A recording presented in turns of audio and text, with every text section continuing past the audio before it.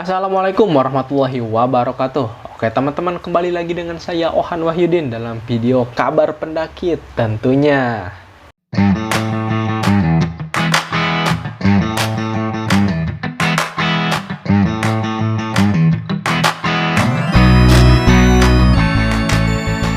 Aduh, ini udah lama nih kabar pendaki menghilang, nggak tahu kemana ya.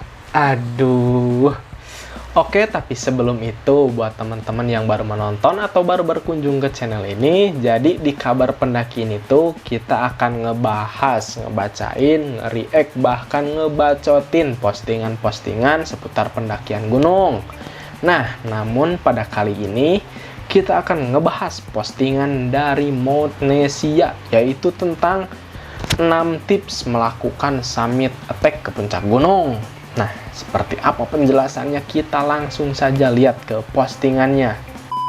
6 tips melakukan summit attack ke puncak gunung dari Mountnesia.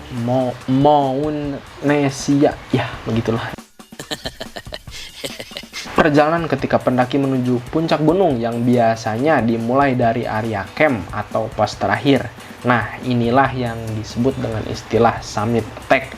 Nah, summit attack itu yaitu perjalanan dari area camp atau pos terakhir ke puncak gunung.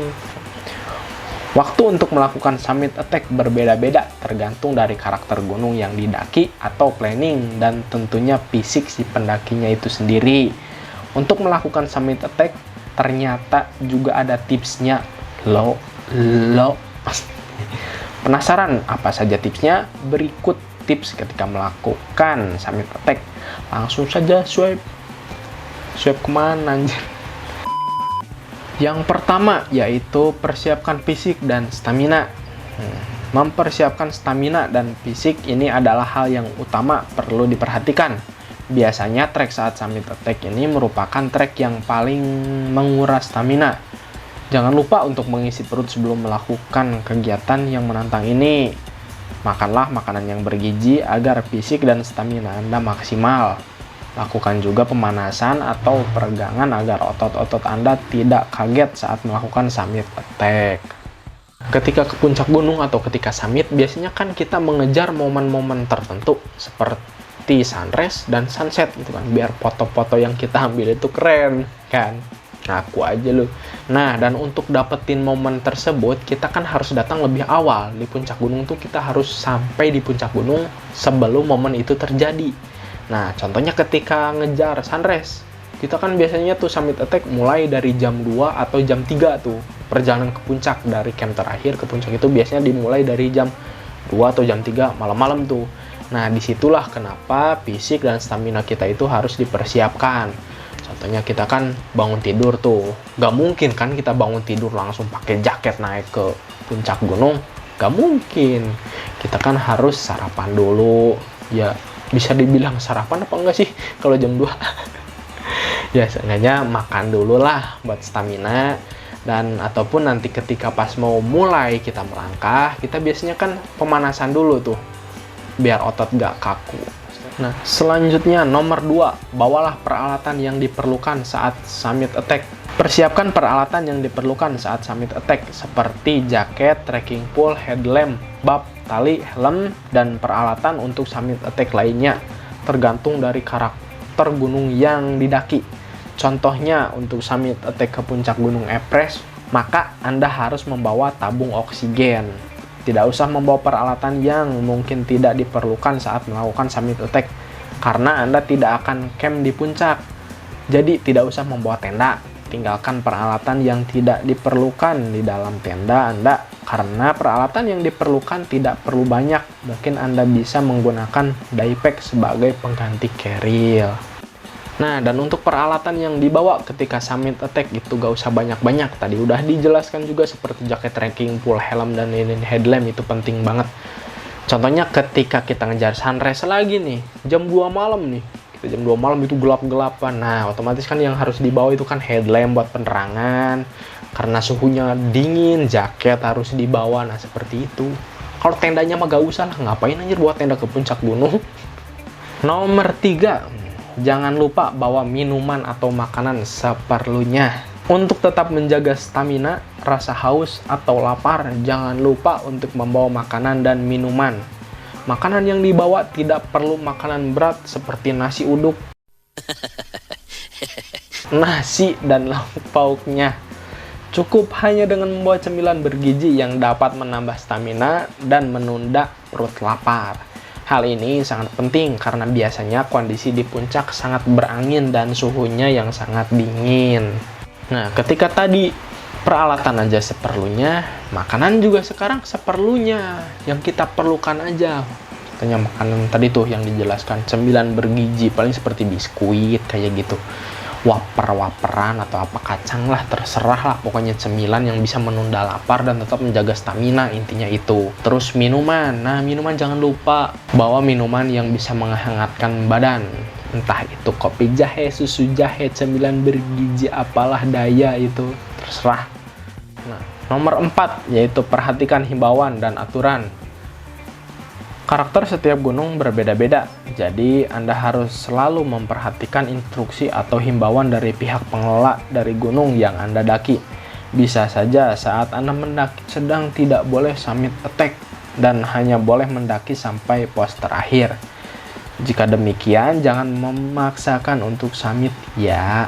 Nah, ini contohnya seperti waktu kemarin-kemarin tuh di Gunung Semeru. Itu kan gak diperbolehkan untuk summit ke Mahameru, hanya diperbolehkan mendaki sampai ke pos terakhir.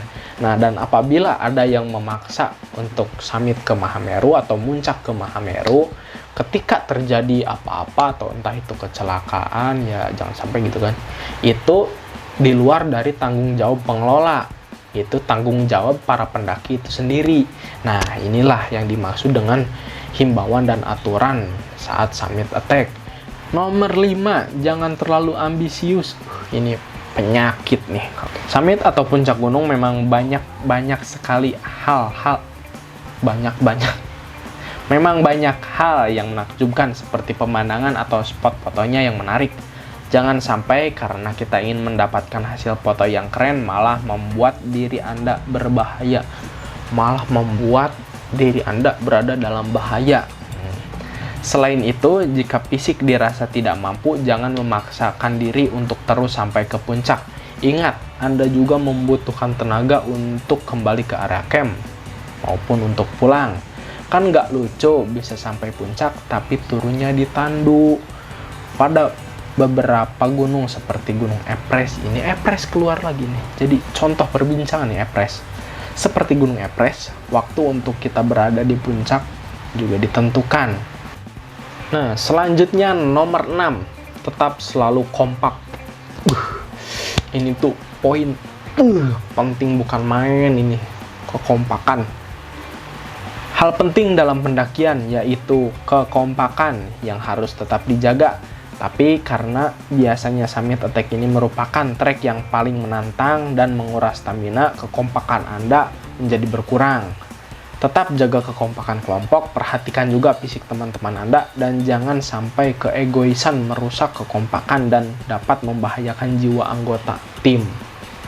Nah, ketika mendaki gunung, kekompakan harus terus dijaga. Keegoisan bisa merusak segalanya.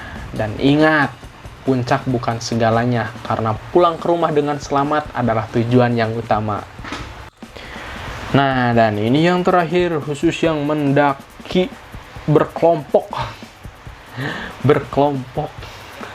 Jangan terlalu memaksakan dan jujur kepada rekan satu tim pendakian, karena yang tahu batasan fisik tubuh kita, ya kita sendiri. Tidak usah segan jika memang tidak mampu.